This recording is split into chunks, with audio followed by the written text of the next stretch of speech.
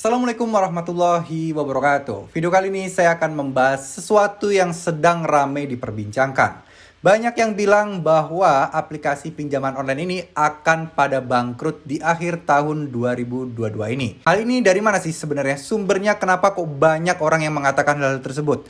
Nah, di video kali ini saya akan membahas ya teman-teman, apakah memang benar ataukah memang ini hanya hoaks belaka ataukah informasi yang sengaja dibesar-besarkan sehingga sedikit memberikan angin segar untuk orang-orang yang sedang galbay atau gagal bayar di pinjaman online. Namun di sini tetap saya ingatkan, kita tidak boleh lengah, kita harus menganalisa informasi selengkap mungkin. Sebenarnya ini berawal dari banyaknya media atau berita kemarin ya teman-teman yang menyatakan bahwa utang macet pinjol itu tembus 5 triliun per September 2022. Maksudnya utang macet adalah kredit, cicilan, apapun itu yang macet atau mungkin tidak lancar lah ya pembayarannya, atau gampangannya sebutannya kalau kita bisa dengar istilahnya adalah galbay pinjol. Sebesar 5 triliun itu besar sekali, nggak main-main. Jumlah pinjol yang diakuin aja itu sekarang ini cuma 102 pinjol kalau nggak salah ya. Kalau terakhir saya baca itu, saya lihat itu sekitar 102 pinjol legal. Di luar kayak semacam mungkin aku laku, paylater dan lain sebagainya. Karena biasanya tidak masuk di situ.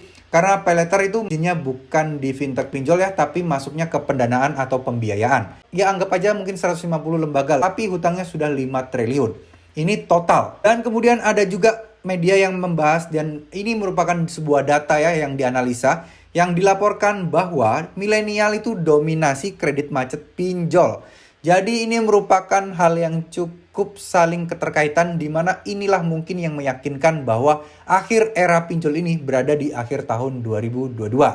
Tapi ya mungkin dengan nilai kerugian sebesar itu, apalagi didominasi oleh kaum milenial. Di mana kaum milenial itu masih jarang banget di akhir tahun ini sudah memiliki aset-aset yang bisa dijual atau aset-aset yang bisa diusahakan untuk menyelesaikan kredit-kredit macet atau mungkin hutang-hutangnya tersebut. Beda kalau mungkin didominasi oleh orang tua, dewasa, yang mana tentunya mereka pasti punya aset-aset tidak bergerak atau aset-aset yang berharga yang menjadi acuan harta mereka untuk bisa cairkan dan bisa dibayarkan hutang-hutangnya. Namun karena ini didominasi oleh kaum milenial, tentunya ini akan berdampak negatif pula. Sekarang pertanyaannya, apakah ini bisa berdampak akan kerugian dan makin banyaknya bangkrut pinjol-pinjol di luar sana? Bisa iya, bisa tidak. Karena kita sendiri tahu lah ya, investor pinjol itu gak cuman hanya orang Indonesia.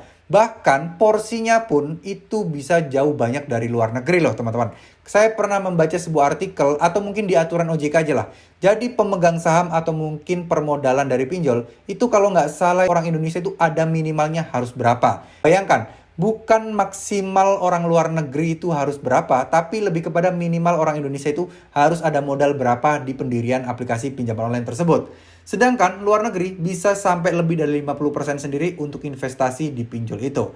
Ya inilah yang saya bilang bisa iya bisa tidak. Karena apa? Karena banyaknya rumor resesi di 2023 nanti, yang mana suku bunga akan naik katanya ya. Itu kan kita belum bisa tahu ya. Kalau sampai itu terjadi, tentunya kan investor dari luar negeri juga bakal mikir-mikir nih, apakah mau menginvestkan atau tidak. Kecuali memang mereka membaca peluang, mumpung suku bunga tinggi, mereka menginvestasikan ke pinjol, dan pinjol bisa memberikan bunga yang tinggi juga untuk calon-calon nasabahnya. Karena apa? Karena suku bunga tinggi, otomatis mereka juga bisa dong menaikkan bunga menjadi agak lebih tinggi. Karena acuannya adalah acuan suku bunga Bank Indonesia, teman-teman. Mungkin memang benar akan ada pinjol-pinjol kecil yang akan tutup dan bangkrut, dan mungkin juga pinjol besar ini malah semakin berjaya, bisa jadi. Akan ada banyak kemungkinan di sana, tergantung seberapa buruk kondisi perekonomian di masa resesi di tahun 2023 nanti.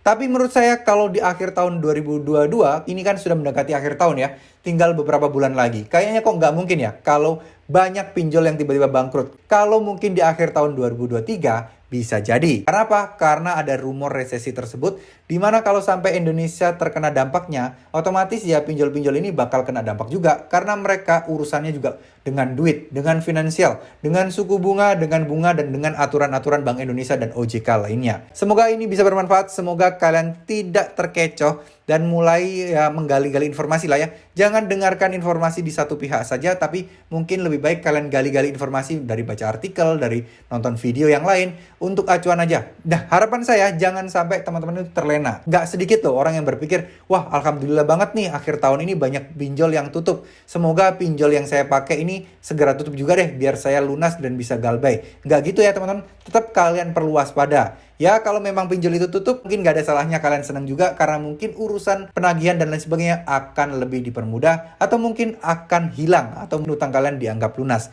Tapi poin saya tidak di situ, poin saya adalah tetap waspada, tetap fokus cari uang dan cari biaya untuk melunasi hutang-hutang kalian. Kalau memang pinjolnya tutup dan kalian nggak harus bayar, ya alhamdulillah. Tapi kalau enggak, kan kalian sudah terlanjur terlena, jangan sampai kalian di posisi seperti itu teman-teman. Semoga video ini bisa bermanfaat. Terima kasih. Wassalamualaikum warahmatullahi wabarakatuh.